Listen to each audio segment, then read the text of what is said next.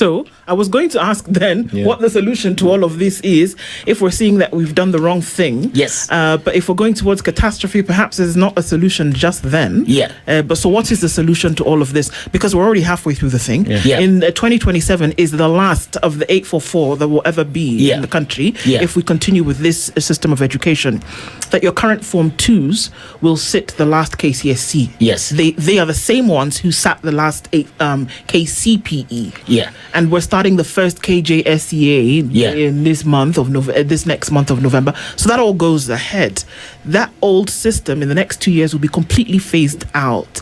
But you're saying that we've gone into one that will not work. So what is the solution? You know, I'd hope when President Ruto was just about to occupy the office, and I wrote to him a letter,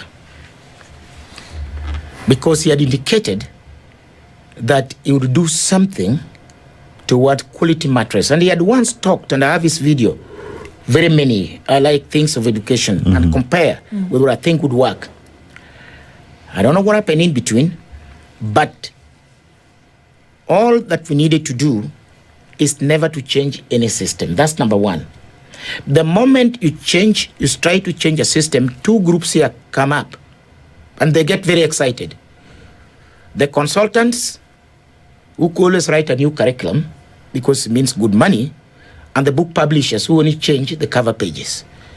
There's never new mathematics. It's all business.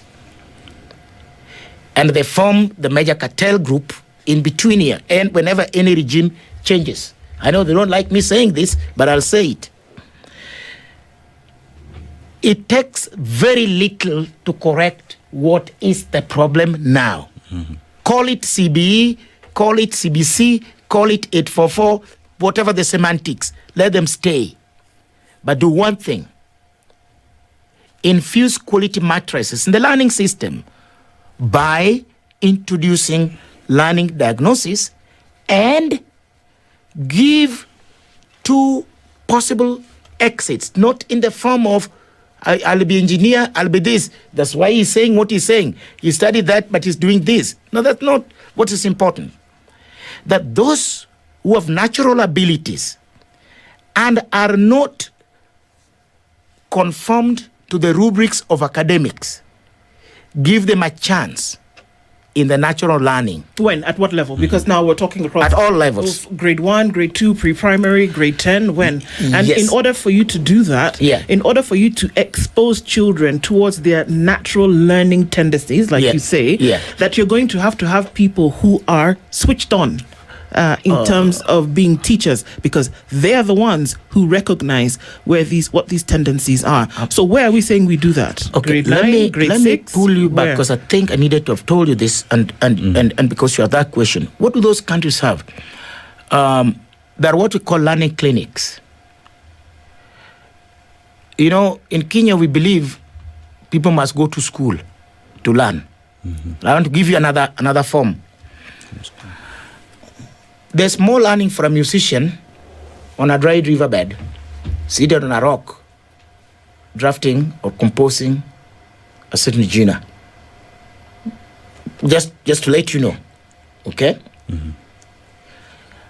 A person who is an artist with a board and a tree could be more useful there than going into a formal classroom. Doesn't mean that same person does not require to go to a common class for soft skills or business communication. Still good. The same way, there is nothing wrong, just like it happens in the Premier League, to have young 6-year-olds spend more hours on the football field learning those rubrics and still be in classroom. When I talked a learning prescription, that's what it meant. The crossbreed between allowing adventure outside and partly in school with the freedom of exit if we learn. Now, this is underlined. If we find that you are learning and product style, human do have learning style. This we don't consider in our learning systems. The child is so clever, but when it reaches the day of exams, everything evaporates. Can't write an exam. What do you do? And you know those things do occur. Okay? That is, or mathematics was ever difficult until the teacher changed. The teacher only conformed to the learning and product style of this learner. Now, all these things, you will find them on a learning prescription if we did a diagnosis. So we had proposed in the beginning, and that's why I'm saying that there must be 3 modes of learning in the Republic of Kenya if we have to get away and we don't need to change a thing. What is CBC, what is a college, what is a university are good, and they have good resources. It is what the prescription will say. My son, I discover my son is very good in engineering, but he has some potentials in football. I know he's an avid writer as well. What do I do? Those are 3 things possible in my child. What do I do? So I must allow the freedom of learning in the 3 modes, so that what is natural, probably I spend, if I need more time in school, I take daytime in school, but evening or partially some days, there's freedom to go and do that. This, we had even designed the legal framework for it. I still have it on my laptop, where learning could give the freedom, because a whole learned person is a free person. What is the essence of learning? To create you free. So if I had something to do with music, I would have a chance to go to the music clinic. Which music clinics are these ones that clinic. exist? Okay. This is my question. Yeah. Who are the vanguards of this solution that you're speaking about? Who are the ones who are going to get this to be done? Okay, sports clinic. There's a whole ecosystem around learning. Yeah. It's not just the classroom. If we're talking about the model that you're speaking about. Yeah. So where do these things exist? And remember that we are saying that the majority of Kenya's children are in a public system. Yes. Right? Yeah. So if we're saying that split the education between capabilities, natural tendencies, and then other kinds of learning, that ecosystem has to have provided the necessary mechanisms for this thing to happen. They don't exist. I can tell you, most things exist except they're being ignored. If you're talking about football, they might not be as good as in the other world, but they are there. What informed the clamor for creating sports stadiums was some of these things we're speaking here.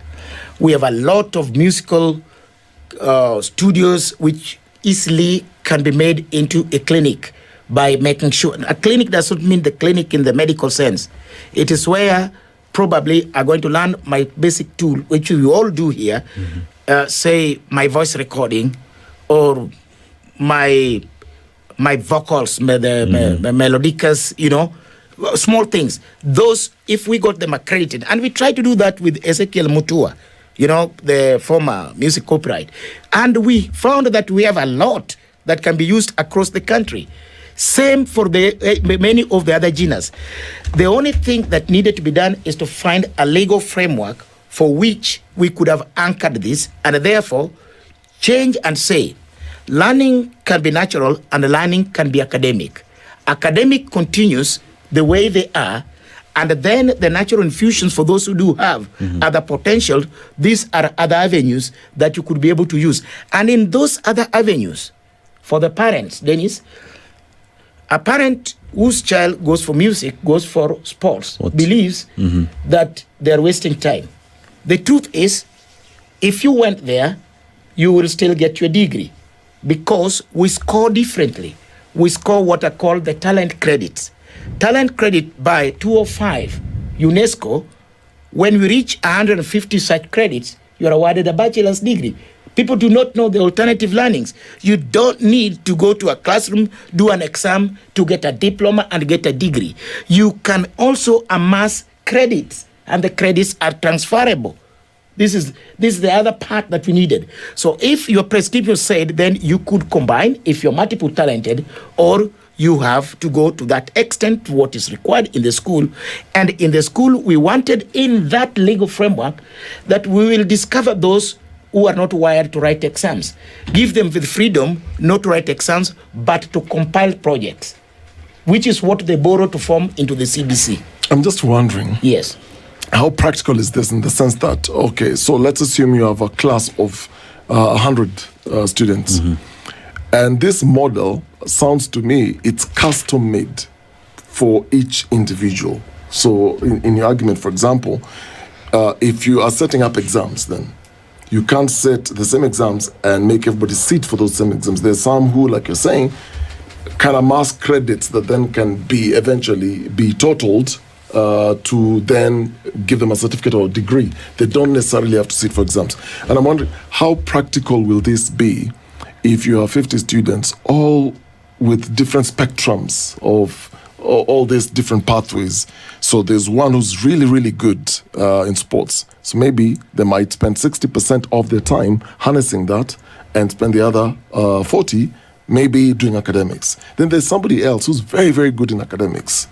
Then they need the 60% and maybe the other 40% in. How do you practically do this? How difficult is it? There is no difficulty. I am good in sports. I signed up with the sports club. Okay? Yes. My timetable in the school says that this is when we offer this, we offer this. So I know which days to come for this, and I know which days to go for the other one. How difficult is that? With our current Does it system? really complicated? With our current And it's system? happening. I was teaching in Brookhouse, and we allowed those freedom. And some of them became rugby players. In fact, some of the schools can now say, I have these sports facilities, and this is what we also drafted. We can use them, and we outsource them even at a fee for those who are good in it. It's just that simple. Okay. It's not complicated. From what you're saying, Prof, there's a simple way to then be able to sort these problems out that are eventually getting into crisis and then catastrophe. And to look into options then for the future. It's always good to open our eyes to other realities and then say there are ways to get ourselves out of these issues. So we want to thank you so much for joining us this morning. Thank you. And thank you for highlighting all of those for us today. We've had a conversation this hour looking into issues around education and what the exact problem is. And we say a very big thank you to Professor Humphrey Oborah, who is World Talent Federation Secretary General, Head of Africa Missions, the Gates Africa Education Group. Asante Sana. Thank you so much. Today.